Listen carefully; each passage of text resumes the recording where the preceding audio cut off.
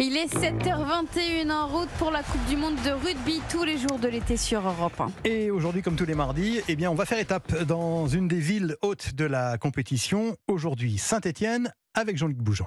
Comme souvent, Jade, étudiante de 19 ans, porte son maillot vert de la S Saint-Étienne. Le foot et le chaudron, elle est tombée dedans quand elle était petite, comme beaucoup de Stéphanois et de Stéphanoises. Mon premier match, je devais avoir 7 ou 8 ans. C'était Saint-Étienne-Sochaux, en Ligue 1. On va au stade avec la famille, c'est dans la famille de toute façon. On a toujours été supporters de l'ASS. Mon papa, surtout parce que c'est lui qui m'a fait découvrir l'ASS. Mon frère, passionné aussi. Et puis après, ça m'arrive d'y aller avec toute ma famille, puisqu'on est vraiment tous supporters de Saint-Étienne. C'est culturel. Oui. Exactement. C'est depuis que je suis née, on parle de Saint-Étienne et ça restera toujours comme ça, je pense. Gaëtan, juriste de 30 ans, raconte presque la même histoire. Lui aussi se rend à Geoffroy Guichard en famille. Avec mon père, son père avant lui, mes oncles, mes tantes, mes grands-parents, ma mère, ma sœur. Voilà, c'est quelque chose de familial qui nous rassemble et qui nous permet de vivre des moments tous ensemble. Malgré le fait qu'il soit descendu, on a toujours cette ferveur qui est présente et qui permet de compter sur un vivier de supporters très important. Mais voilà que d'ici quelques jours, ces passionnés des Verts vont tourner Kazakh pour un mois. Fini le football.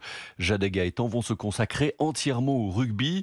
Ils font partie des 300 bénévoles de la ville qui vont accueillir les supporters du ballon ovale venus d'Italie, d'Australie, d'Argentine, du Portugal ou des îles Fidji.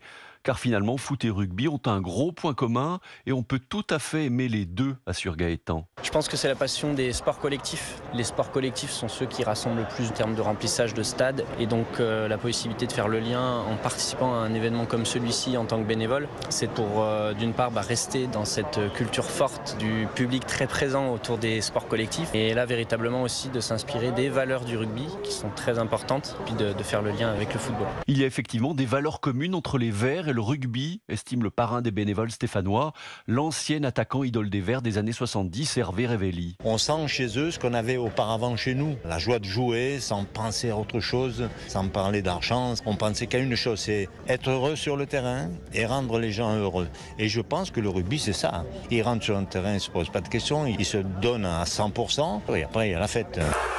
Saint-Étienne, Jean-Luc Bougeon, Europe 1. En route pour la Coupe du Monde de rugby tous les matins à 7h22 sur Europe 1.